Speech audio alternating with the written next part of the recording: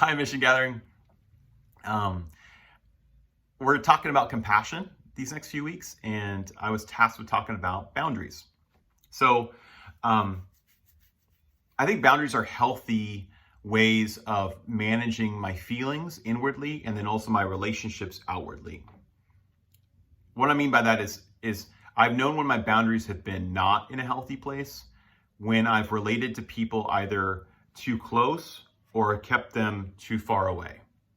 And it's in those extremes that I think there's a third way of health in the middle that allows us to live compassionately, but in a sustainable way, in a way that honors ourselves and the other. So I want to unpack that a little bit and first talk about what it looks like when our boundaries are too far away. And I think instead of compassion, what I actually experience in relationship to others is pity.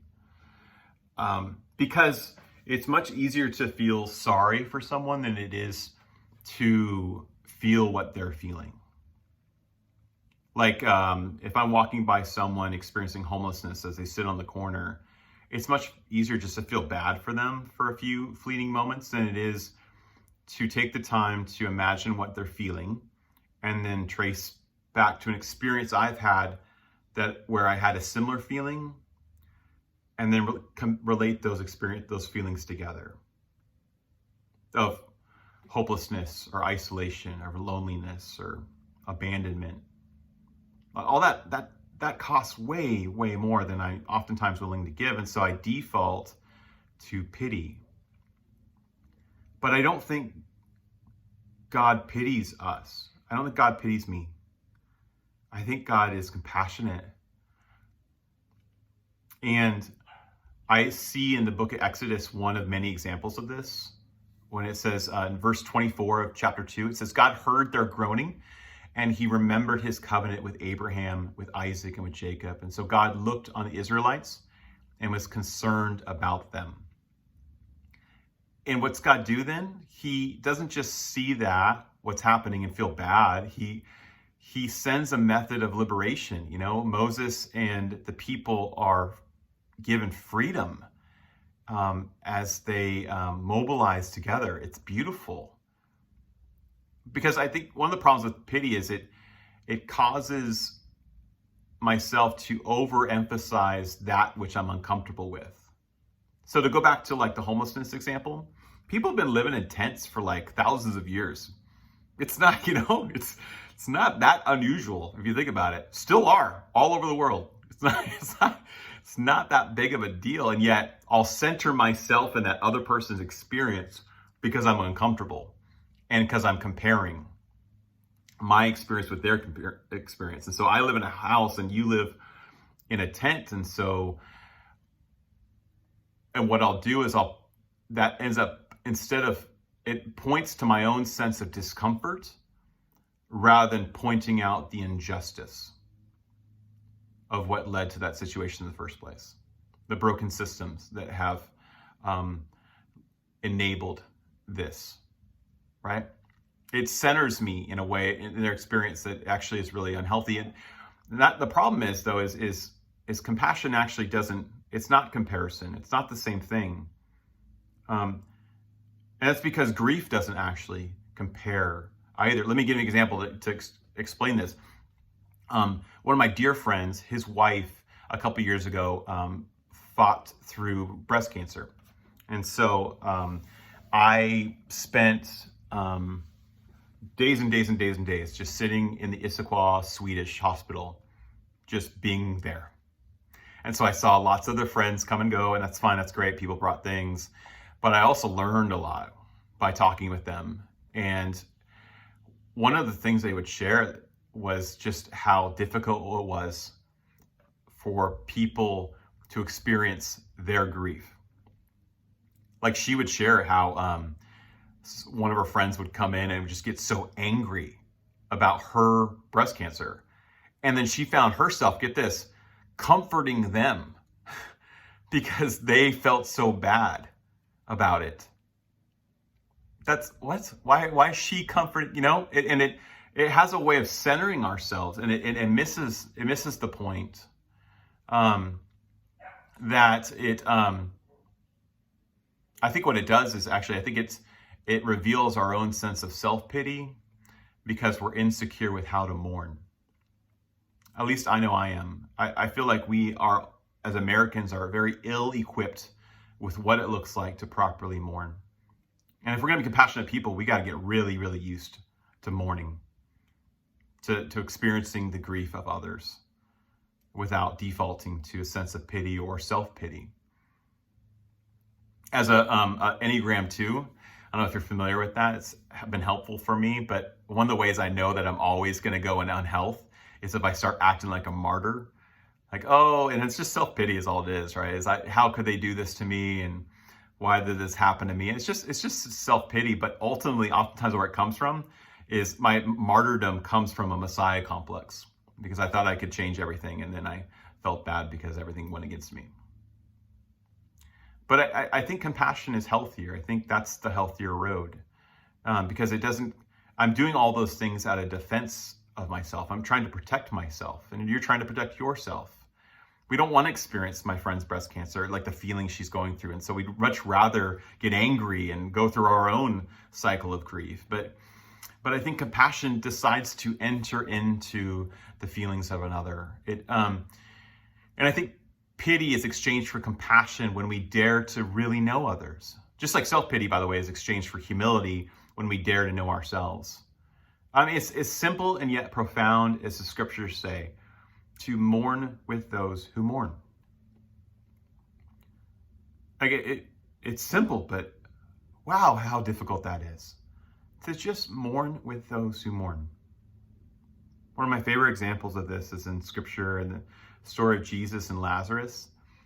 And it's the shortest verse in the entire Bible. I know this because I went to Bible college. So you're welcome. And it just simply says Jesus wept. And it's because it's happening in the context of his good friend Lazarus has died. And Jesus shows up late and everyone's like, where you been? And he doesn't have a good excuse at all. And he gets there and the Bible says he starts crying. But then just a few verses later, the Bible also says that Jesus raises Lazarus from the grave.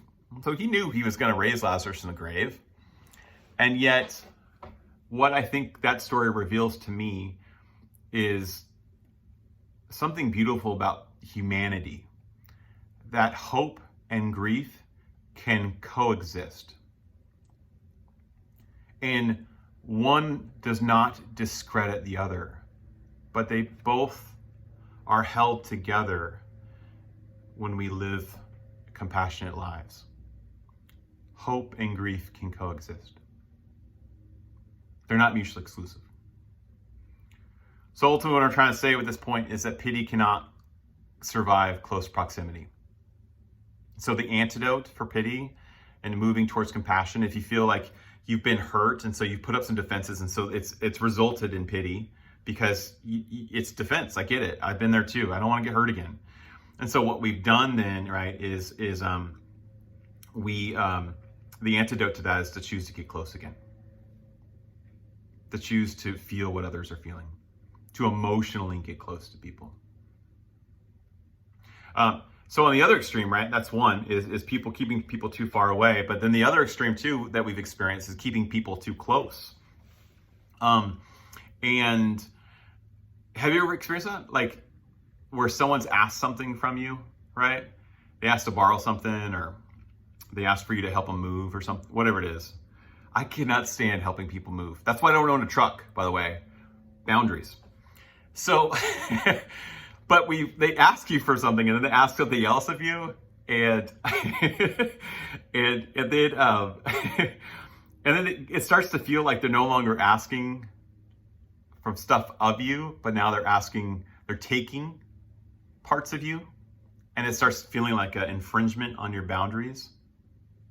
And I've lashed out in those moments. I've ghosted people. I've buffered, whatever it might be. But ultimately, what's happened is they've moved in on who I am as a person, and it's become codependent, or some kind of unhealth has sprung up. They've made me feel they've played the perpetual victim, which is a great manipulative tool, by the way, because it always makes you feel indebted to them, right? and then you always feel like you have to help them. These kinds of things end up happening, and it makes a really unhealthy relationship. And I've learned that it's ultimately about dignity. Because when I reassert boundaries in my life and say, no, this is actually where I end, and this is where you begin, and this is who you are, and this is who I am, and what I'm actually doing there is I'm maintaining the dignity of myself, right, and saying, no, this is where I end. But I'm also reminding them of their own dignity, that this is actually where you begin. You are your own person, and I am not you, and you are not me. We are separate, and yet, yes, we are intimately connected as common shareholders in this humanity, but we are different. We are unique and separate, and that's okay. It's helped me learn how to stop saying sorry all the time. Which, by the way, if you apologize way too much, that's a great indicator that you need some work on boundaries. But I've just stopped saying sorry because I don't have anything to say sorry for. I didn't do anything wrong. I'm just simply saying, instead of, oh, I'm so sorry, I can't do that. Oh, I'm so sorry. Maybe I'll help next time. That's actually not dignifying of them or of me. Instead, I've replaced it with just simply, no, I'm not willing to do that. And that's hurt people's feelings, of course. But it's a way of inviting them back into what health looks like. And it's maintaining the dignity of myself and ultimately maintaining the dignity of others as well. As I've studied poverty as part of my current doctorate studies, I have found that what people need most, oftentimes, generally speaking, is a sense of personal power. So hope is this idea that a situation can change, right? But power is a belief that I have the ability to change the situation. And one of the best ways to increase power in someone, a belief of personal power, is to provide dignifying experiences for them. When I used to work at a food bank for about a year down in Issaquah, that was central to everything that we did. It dictated why we do what we do.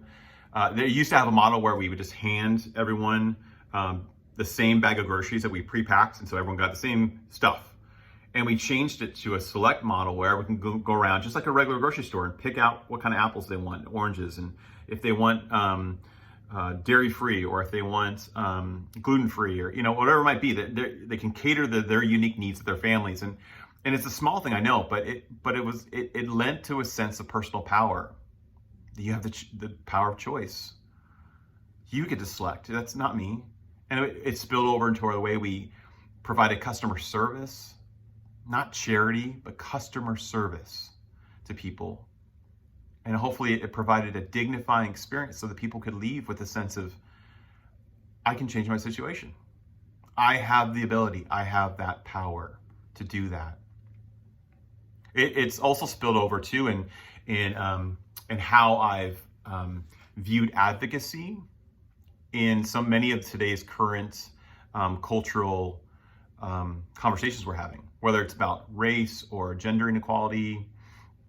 I used to shy away from talking about those things as a white male because I don't want to mansplain or white-splain things. And like, look at me, another white guy with a podcast giving his expert opinion about something.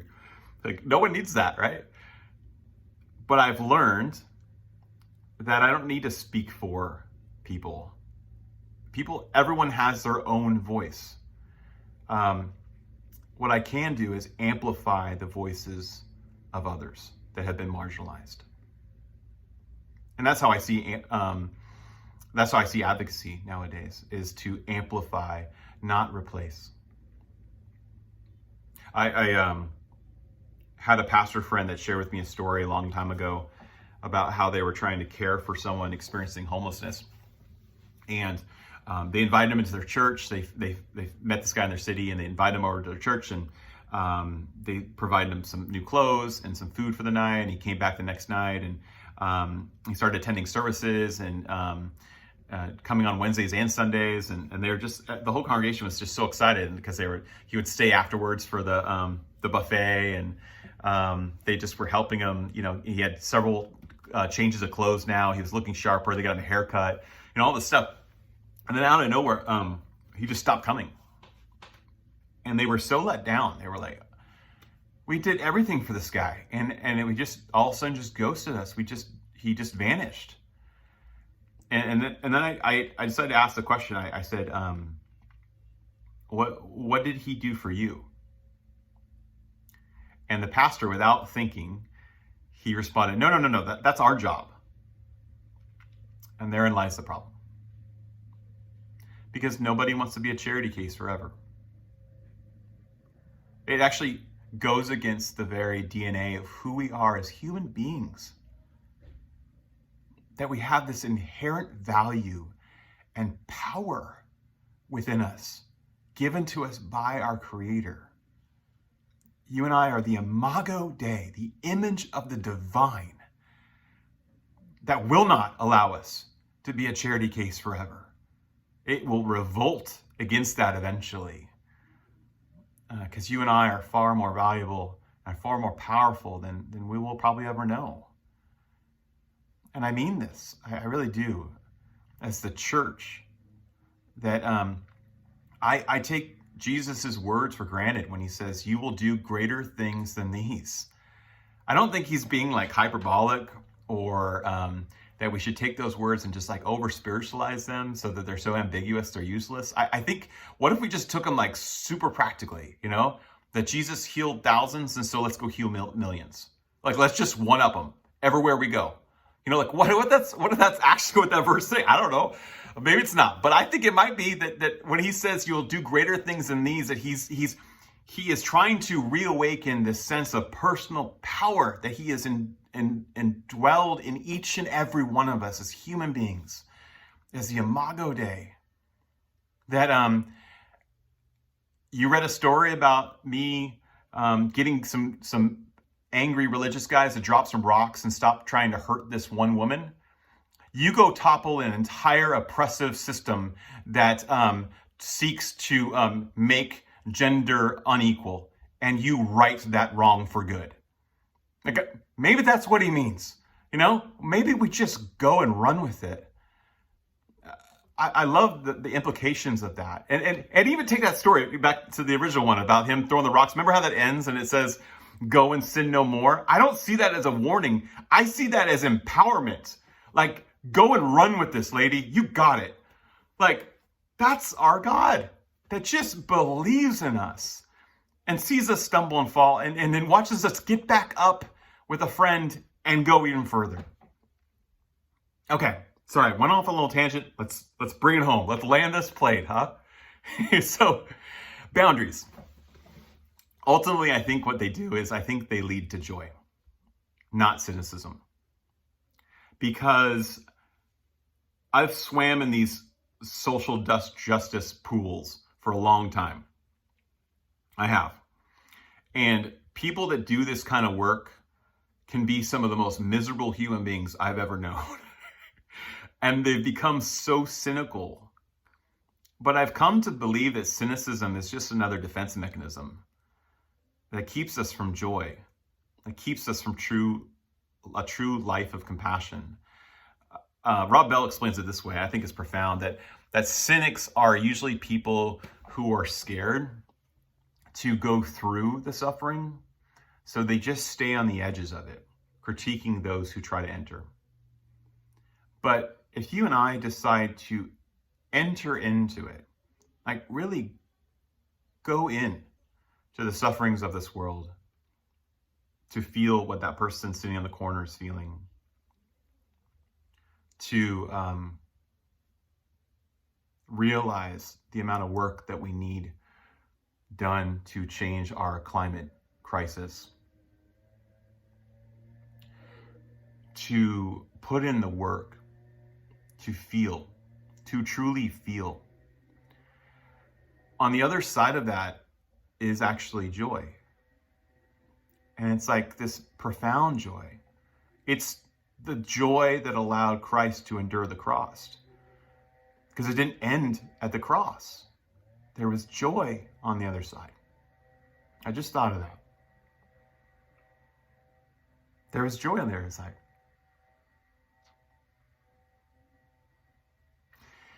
So I want to go in. I want to feel. I don't want to stay on the outside edges.